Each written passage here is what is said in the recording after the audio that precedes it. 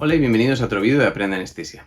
En este vídeo quería hablar sobre ese típico, bueno, pónselo, mal no le va a hacer, ¿vale? Que es una situación que seguro os ha tocado alguna vez. Os pongo algunos ejemplos para que nos situemos. Un cirujano que te pide que le pongas un antibiótico al paciente que en realidad no está indicado según las guías de profilaxis quirúrgica. El cirujano te dice, bueno, tú pónselo, que mal no le va a hacer. O también podría ser esa ranitidina o ese protector gástrico que le ponemos a todos los pacientes que operamos y que ingresamos, ¿no? Que lo ponemos un poco por rutina, pero en realidad en la gran mayoría probablemente no sería necesario. También podrían ser esas analíticas o esas pruebas complementarias que pedimos un poco por si acaso, pero que tampoco están indicadas. Bien, pues todos esos actos médicos, esas prescripciones que hacemos que no están debidamente justificadas, ¿no? Y que no hay razones de peso para pedirlas, tendríamos que minimizarlas todo lo posible. Y yo también soy culpable de hacerlas. Todos esos actos médicos, esas prescripciones,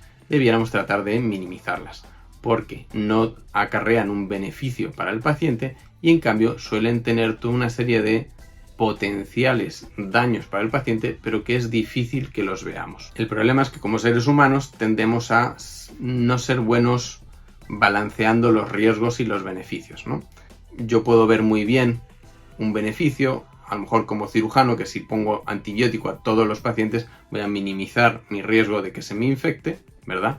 Porque para mí es algo muy real cuando un paciente se me infecta, pero en cambio la contra, ¿no? De a lo mejor pues el aumento de las resistencias a los antibióticos en las bacterias que hay en la comunidad, eso es muy difícil de ver, de pesar, de sentir, ¿verdad? Entonces eso lo pondero mucho menos y no suele estar presente en mi toma de decisiones. Otra cosa que no solemos poder predecir es todos los caminos o todas las repercusiones que puede llegar a tener un primer acto médico que hagamos nosotros que no esté justificado.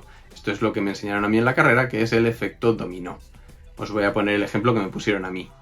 Imaginaos que a alguien se le saca una radiografía de tórax sin estar realmente indicada. Podría ser alguien que se va a operar de una artroscopia, que es fumador y que por lo que sea, a lo mejor te lo pide el paciente o yo qué sé, pero el caso es que se le acaba pidiendo una radiografía de tórax siendo que en principio no está indicado. Entonces el paciente se hace su radiografía y cuando la ves, pues ves que tiene una pequeña mancha y que el radiólogo la ha informado, pues como que no puede descartar que eso no sea algo y que habría que hacer más pruebas y tal. ¿Y ahora qué hacemos? Pues ahora, claro, tenemos que posponer la cirugía, tenemos que informar al paciente que le ha salido esto, el paciente se pone muy nervioso, ansioso, porque a lo mejor tiene un cáncer o un algo, entonces ahora le tenemos que a lo mejor o directamente hacer nosotros otra prueba complementaria y pedirle un escáner, o más probablemente lo mandemos al neumólogo. El neumólogo a lo mejor le repite esa prueba, a lo mejor el escáner tampoco es determinante y acaba teniendo que hacerle al paciente una biopsia, la biopsia se complica, acaba el paciente ingresado con un tubo de tórax, luego ese tubo de tórax a su vez se complica y finalmente el paciente acaba en la UCI con una sepsis o lo que sea.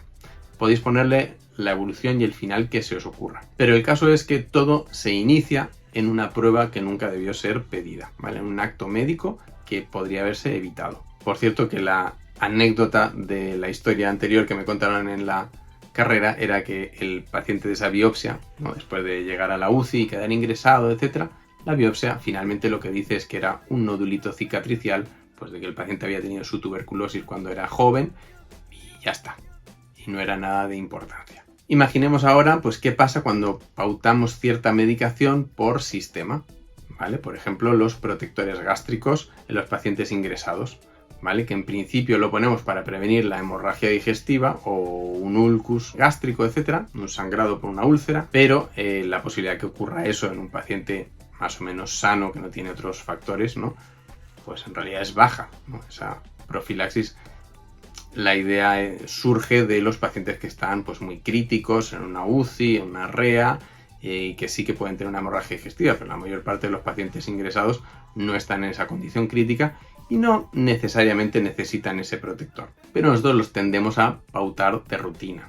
Algo similar puede ocurrir con fármacos que pautemos de forma sistemática a los pacientes que tenemos ingresados, ¿vale? Si ese fármaco, imaginemos puede ser un protector gástrico o algún otro fármaco, no está de verdad indicado, lo único que va a contribuir es a aumentar la carga de trabajo para enfermería, aumentar la tasa de errores, ¿vale? Porque hay más carga de trabajo, más tasa de errores, aumentar las interacciones farmacológicas, etcétera, etcétera. En esta línea surgen las iniciativas de no hacer, que son unas declaraciones por parte de las distintas sociedades médicas en las cuales algunos de estos actos médicos que no están justificados pues se publicitan de manera que los diversos especialistas dejen de hacerlo. Así, por ejemplo, tenemos las recomendaciones de la Sociedad Española de Anestesia y Reanimación, que en el 2016 sacó estas recomendaciones, ¿no? 1. No mantener niveles profundos de sedación en pacientes críticos si no hay una indicación específica. 2. No realizar radiografía de tórax en pacientes menores de 40 años con bajo riesgo anestésico. 3. No realizar de manera sistemática pruebas preoperatorias en cirugías de cataratas, salvo que haya una indicación basada en la historia clínica o en la exploración física. 4. No programar cirugía electiva con riesgo de sangrado en pacientes con anemia, hasta completar su estudio y tratamiento. 5. No realizar pruebas de laboratorio, hemograma, bioquímica, coagulación, en pacientes sin enfermedad sistémica, previo a cirugías de bajo riesgo con pérdida estimada de sangre mínima. ¿Pero por qué me dediqué en esta ocasión a hacer este vídeo en particular?